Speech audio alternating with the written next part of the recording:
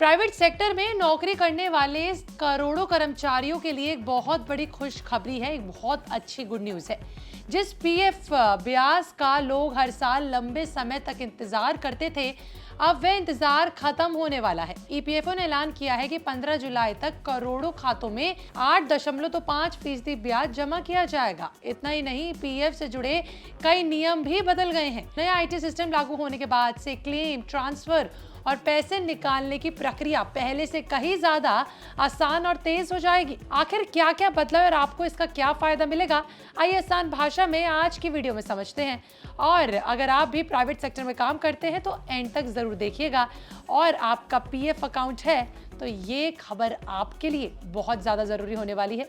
नमस्कार, मैं आपके साथ तनीषा और आप देख रहे हैं बिज तक। चलिए शुरुआत करते हैं। देखिए, अगर आप भी प्राइवेट सेक्टर में नौकरी करते हैं और आपका भी ईपीएफ अकाउंट है तो ये खबर आपके लिए बेहद अहम है। ईपीएफओ ने जानकारी दी है कि 15 जुलाई तक वित्त वर्ष साल 2025-26 का 8.5% ब्याज करोड़ों खातों में जमा किया जाएगा। मीडिया रिपोर्ट्स के मुताबिक बात की जाए तो 34 करोड़ ईपीएफ खातों में 1.44 लाख करोड़ रुपए से ज्यादा ब्याज राशि ट्रांसफर की जाएगी।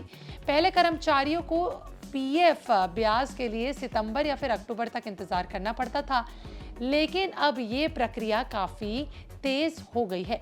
इस बदलाव की सबसे बड़ी वजह है ईपीएफ का नया सेंट्रलाइज्ड आईटी इनेबल्ड सर्विस यानी कि सिटीज सिस्टम को लागू करना। पहले ईपीएफओ के अलग अलग क्षेत्रीय कार्यकाल का अपना अलग डेटाबेस होता था।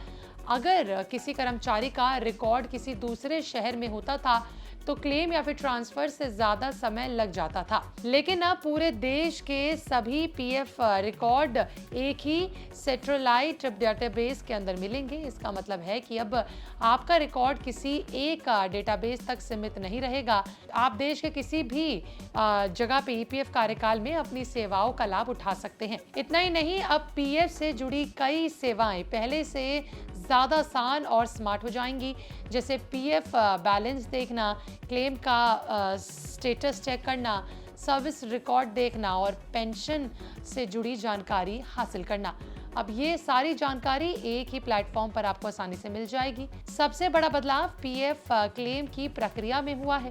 पहले कई बार कर्मचारी आवेदन कर देते थे और बाद में पता चलता था कि कोई जरूरी दस्तावेज छूट गया है या जानकारी गलत है, और ऐसे में क्लेम रिजेक्ट हो जाता था और फिर पूरी प्रक्रिया को दोबारा से रिपीट करना पड़ता था शुरू से।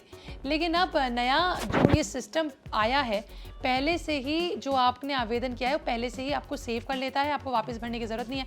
अगर कोई दस्तावेज अधूरा रह भी जाता है, जानकारी रह भी जाती है, तो पहले ही सुधारने का मौका आपको मिल जाएगा। सिस्टम ये भी बताएगा कि आप किस कैटेगरी में किस रकम को निकाल पाएंगे, क्या उसके निकालने के लिए एलिजिबल है, गलत क्लेम करने या फिर उसको रिजेक्ट होने से जो है बचेंगे और संभावना इसकी कम हो जाएगी। ईपीएफओ ने ऑटो क्लेम सेटलमेंट में भी बड़ा बदलाव किया है। आपको बता दें कि पहले पूरी तरह केवाईसी वेरीफाइड खातों में क्लेम 1 लाख रुपए तक का एडवांस क्लेम ऑटो प्रूव हो जाता था, लेकिन अब इस सीमा को बढ़ाकर 5 लाख कर दिया गया है 1 लाख से। यानी अगर आपका केवाईसी पूरा है तो 5 लाख रुपए तक का एडवांस क्लेम बिना लंबी प्रक्रिया के तेजी से आपको मिल जाएगा। इसकी मतलब आपको अनुमति होगी। अगर किसी एक्स्ट्रा जानकारी की जरूरत हो तो आप ईपीएफओ ऑनलाइन जाकर भी उसकी मांग कर सकते हैं और पता कर सकते हैं उसके बारे में, और ऑनलाइन जवाब भी दे सकेंगे। इसके अलावा ऑफिस के चक्कर लगाने की आपको जरूरत नहीं पड़ेगी, सब कुछ ऑनलाइन हो जाएगा। पीएफ निकालने के लिए भी पहले काफी ज्यादा मुश्किल होती थी, लेकिन आसान हो गया है। पहले आपको अलग अलग रीजंस के लिए कुल 13 तरह के नियम लागू थे, अब इन्हें घटाकर सिर्फ 3 आसान कैटेगरी में बांट दिया गया है। सदस्य तय नियमों के तहत अपने कुल पीएफ का 75% निकाल सकते हैं अपने बैलेंस का, और जरूरत पड़ने पर पैसा निकालने से पहले ज्यादा आसान हो जाएगा। यानी अगर आपको पैसा जरूरत है तो 75% निकाल लीजिए। नौकरी बदलने वाले कर्मचारियों के लिए भी बड़ी राहत दी गई है। अगर आपका यूएएन नंबर आधार से लिंक है तो नौकरी बदलने पर अब पीएफ अकाउंट अपने आप नए नियोक्ता के साथ ट्रांसफर हो जाएगा। इसके लिए अलग से आपको आवेदन करने या फिर पुराने या फिर नए नियोक्ता की मंजूरी लेने की जरूरत नहीं पड़ेगी। आपकी सर्विस हिस्ट्री भी अपने आप ट्रांसफ़र हो जाएगी। यानी कि अगर नौकरी बदलने के दौरान पीएफ ट्रांसफ़र का झंझट लगभग खत्म हो जाएगा। ऐसा कोई झंझट आपको नहीं मिलेगा जो पहले मिलता था। नई व्यवस्था का फ़ायदा ईपीएस पेंशन वालों को भी मिल रहा है। अब ये देश के किसी भी ईपीएफओ कार्यकाल में लाइफ सर्टिफिकेट जमा कर सकेंगे और दूसरी सेवाओं का भी लाभ ले सकेंगे। इसके आपको बता दें कि जो सेंट्रलाइज्ड पेंशन पेमेंट सिस्टम यानी कि सीपीपीएस है वो भी लागू होने वाला है, जिसके बाद पेंशन भारत के किसी भी बैंक खाते में प्राप्त की जा सकेगी। इससे जो पेंशनर्स हैं उनको काफी सुविधा मिलेगी। एक और बड़ा बदलाव ब्याज की गणना को लेकर किया गया है।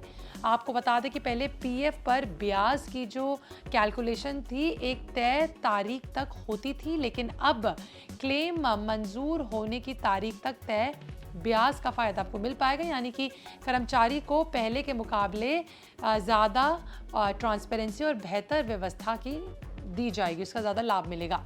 अब बात करते हैं कि कितना ब्याज मिलेगा। अगर आपके पीएफ खाते में 1 लाख रुपए जमा है तो 8.25% की दर से आपको करीबन 8,250 रुपए तक का ब्याज मिलेगा।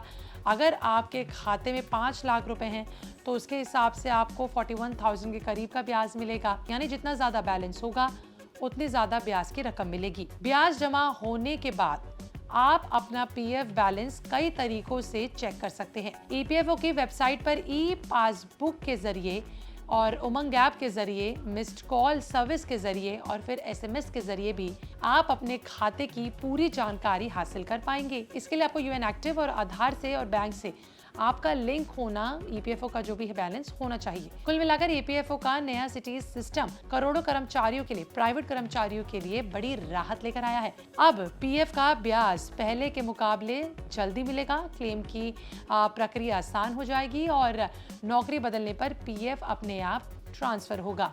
पेंशन सेवाएं भी आसान होंगी और ज्यादातर काम ऑनलाइन हो जाएंगे।